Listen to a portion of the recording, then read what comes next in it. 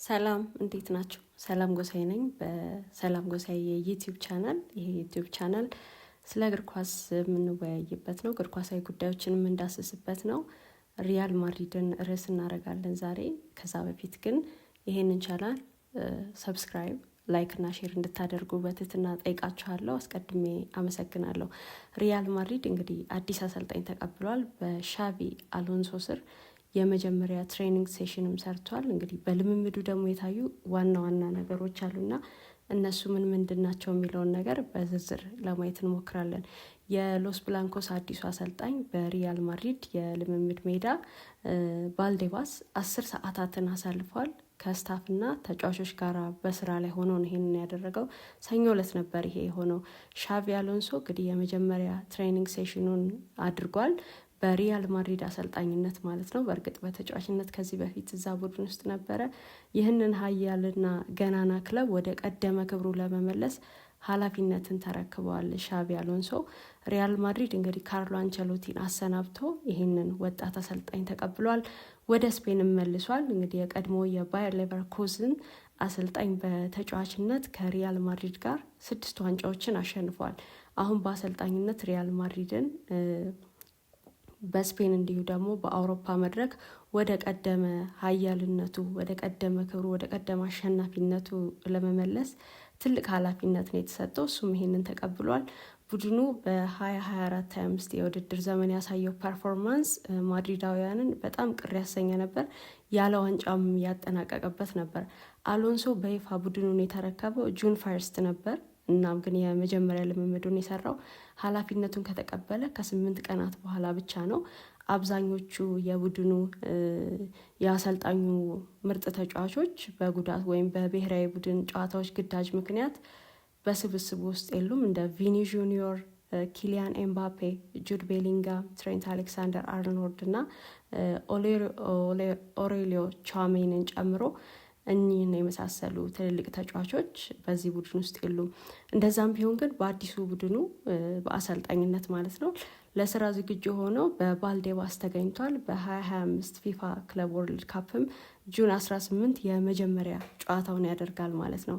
እንግዲህ በባልዴባስ በነበረው የመጀመሪያ የልምምድ ጊዜ የታዩ ዋና ዋና ነገሮች አሉ።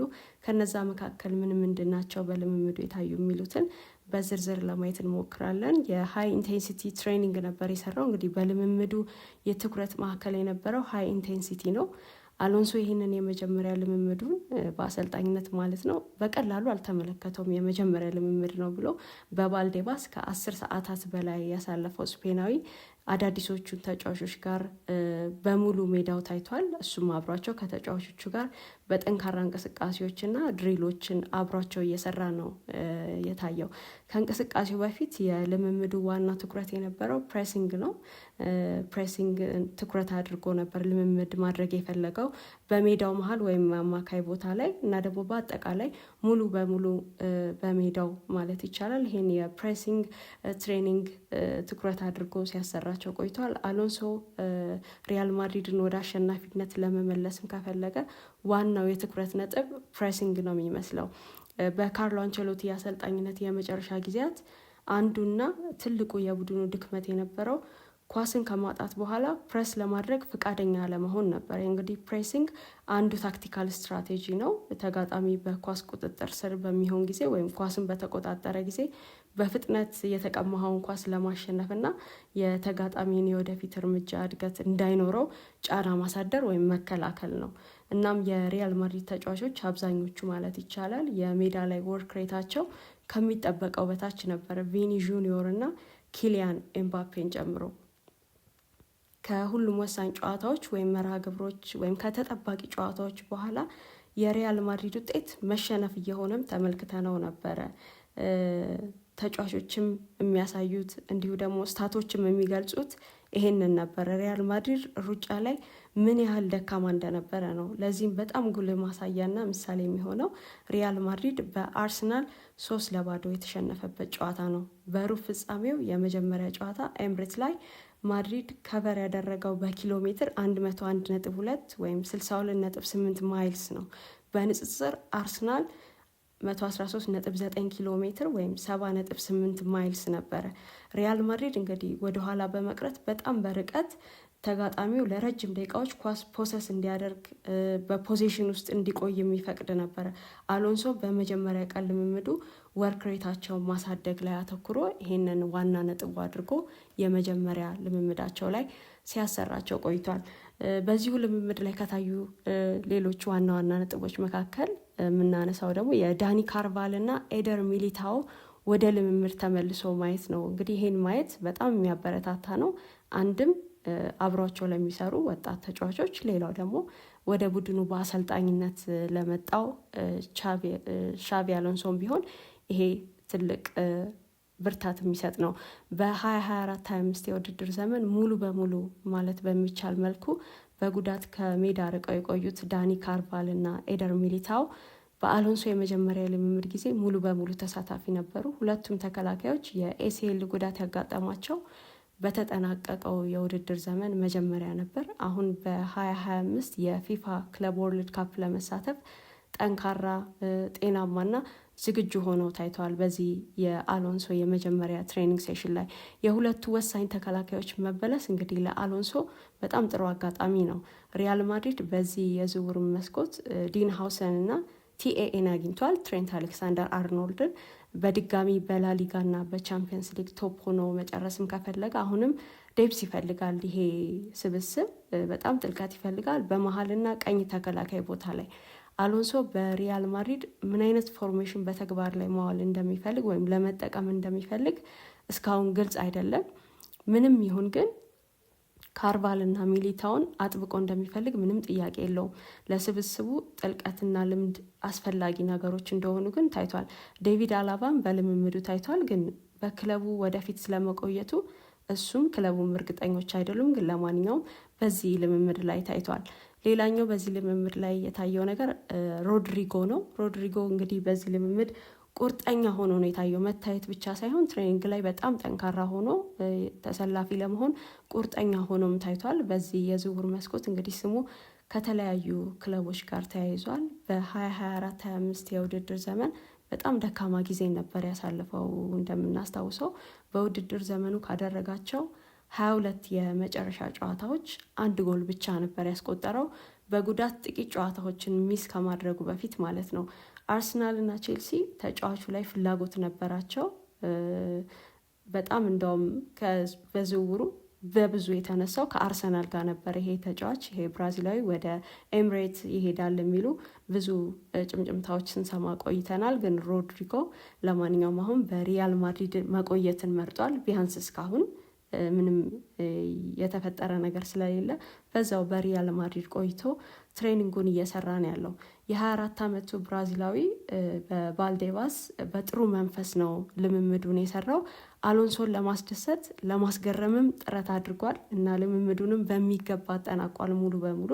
እንግዲህ በአዲስ አሰልጣኝ ስር እንደ አዲስ መጀመር ለሮድሪጎ በጣም ጥሩ ነው። በካርሎ አንቸሎቲ ስር ባለፈው የውድድር ዘመን መጥፎ ጊዜን ካሳለፉ ተጫዋቾች መካከል እሱን ማንሳት ይቻላል። ግን አዲሱ አሰልጣኝ አሁንም ቢሆን ከዚህ ተጫዋች የሚፈልገውና ብዙ ማሻሻል ያሉበት ነገሮች አሉ። በዛ ላይ ደግሞ አሎንሶ አሁን በሁለት አጥቂዎች ወይም ቱማን አታክ ሊያዘነብል ይችላል። በዛ ኪሊያን ኤምባፔ እና ቪኒ ጁኒዮር አሉ። ስለዚህ አሁንም ሮድሪጎ በጣም በጥንካሬ መስራት እና አሎንሶን ኢምፕረስ ማድረግ ይጠበቅበታል ማለት ነው። በዚህ የልምምድ ጊዜ ከታየው ሌላኛው በጣም በጎ ነገር ወጣት ተጫዋቾች ብቃታቸውን ለማሳየትም እድል ያገኙበት ነበረ። አብዛኞቹ የቡድኑ ቋሚ የመጀመሪያ ተሰላፊዎች በጉዳት ወይም በኢንተርናሽናል ዲዩቲ ምክንያት ባለመኖራቸው በርከት ያሉ ወጣት ተጫዋቾች በአሎንሶ የመጀመሪያ ትሬኒንግ ሴሽን ላይ ወይም የልምምድ ጊዜ የመሳተፍ እድል አግኝተዋል። ራውል አሴንሲዮ እንኳን አስቀድሞም የመጫወት እድል ነበረው። እንደውም በትልልቅ ጨዋታዎችም ተመልክተነዋል። ጥሩ እንቅስቃሴ የሚያደርግ ወጣት ተጫዋች ነው። ከዛ ባለፈ ግን የ18 ዓመቱ ዲዬጎ አጉዋዶ እና የ19 ዓመቱ ዩሴፍ ሌኬዲም ከአሎንሶ የመማር እድል አግኝተዋል። በዚህ የመጀመሪያ ትሬኒንግ ሴሽን ሁለቱ ወጣት ተከላካዮች የሪያል ማድሪድ የ2025 ፊፋ ክለብ ወርልድ ካፕ ስብስብ ውስጥ እንደሚኖሩ ይጠበቃል። ከሁለቱ አጓዶ የበለጠ ሁለገብ ነው፣ ቨርሳታይል ነው። ይሄ ተጫዋች የግራ እግር ተጫዋች ነው። ይሄ ስፔናዊ ሴንተር ባክ መሆን ይችላል ወይም ሌፍት ባክ መሆን ይችላል። ስለዚህ ለሻቪ አሎንሶ ሁለት አይነት አማራጭ ይሰጠዋል። አንድም የመሀል ተከላካይ ሆኖ መጫወት፣ ካልሆነም ደግሞ የግራ ተከላካይ ማርጎ ሊያጫውተው ይችላል። ሌኬዲም እንዲሁ ሌፍት ባክ ነው። ለፌርላን ሜንዲ በሱ ፖዚሽን ላይ በጣም ጥሩ አማራጭ ሆኖ መምጣት የሚችል ተጫዋች ነው። ያው ጉዳት ላይም ስለቆየ ይሄኛውም ተጫዋች ይህንን እድል ሊያገኝ ይችላል። ይሄ ቶርናመንት እንግዲህ ፊፋ ክለብ ወርልድ ካፕ ለእነዚህ ሁለት ወጣት ተጫዋቾች ጥሩ ጊዜ የመጣ ነው የሚመስለው። ትሬኒንግ የመስራት ብቻ ሳይሆን የመጫወትም እድል ይዞላቸው ስለሚመጣ ወደ ዋናው ቡድን በማደግ ምን አስተዋጽኦ ማበርከት እንደሚችሉም የሚያሳዩበት ነው ይሄ ቶርናመንት ለእነዚህ ሁለት ወጣት ተጫዋቾች።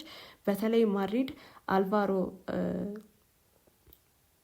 ጋሬራስን የማያገኝ ከሆነ ከቤኔፊካ ይሄን ተጫዋች ለማስፈረም ጥረት እያደረገ ነው። ስለዚህ የጋሬራስ ዝውውር የማይሳካ ከሆነ አጓዶ ወይም ሌኬዲ ለዋናው ቡድን መጠራታቸው የማይቀር ይመስላል። በልምምድና በውድድሩ ላይ እንደዚሁ በፊፋ ክለብ ወርልድ ካፕ በደንብ ኢምፕረስ ማድረግ ከቻሉ ሻቪ አሎንሶን እነዚህ ሁለት ተጫዋቾች ለዋናው ቡድን ጥሪ እንደሚደርሳቸው መገመት ይቻላል እና ሻቪ አሎንሶ እንግዲህ በተጫዋችነት በጣም ምርጥ ጊዜን ባሳለፈበት እና 6 ዋንጫዎችን ባሳካበት ሪያል ማድሪድ እንዲሁ ደግሞ ሪያል ማድሪድን በተጫዋችነት ከማሳለፍ በኋላ ወደ ባየር ሌቨርኩዘን ሄዶ ያንን ቡድን አሸናፊ አድርጎታል። የቡንደስሊጋውን ባየር ሚኒክን በደንብ በመገዳደር አሳምኖ የውድድር ዘመኑ ሙሉ ያንን ቶርናመንት ያንን ማራቶን የሆነ ውድድር አሸንፎ ዋንጫም አንስቷል። እንደውም ከዛ አስቀድሞም ለሌሎች ክለቦች አሰልጣኝነትም የታጨ ነበረ፣ ለሊቨርፑልም ጭምር። ግን እሱ በዛው በሌቨርኩዘን ቆይቶ ልምዱን ማካበት የአሰልጣኝነት ኤክስፒሪየንሱን በደንብ ማዳበር ፈልጎ ነበር እንዲህ ያሉ ትልልቅ ቡድኖችን ከመረከቡ በፊት። አሁን ግን ሪያል ማድሪድ ሲጠራው አቤት ብሏል፣ መጥቷል፣ ትሬኒንግ ጀምሯል። ደግሞ ዋናዎቹን ተጫዋቾች አግኝቶ ከልምምድ በኋላ በላሊጋ እንዲሁ ደግሞ በቻምፒየንስ ሊግ ምን ያሳየናል የሚለው የሚያጓጓ ነው። ለማንኛውም በመጀመሪያው የትሬኒንግ ሴሽን ላይ የታዩ ዋና ዋና ነጥቦች እነዚህ ነበሩ። አብራችን ስለቆያቸው አመሰግናለሁ። ይህንን ቻናል ሰብስክራይብ እና ላይክ ሼር እንድታደርጉ በድጋሚ በትህትና ጠይቋችኋለሁ። አመሰግናለሁ።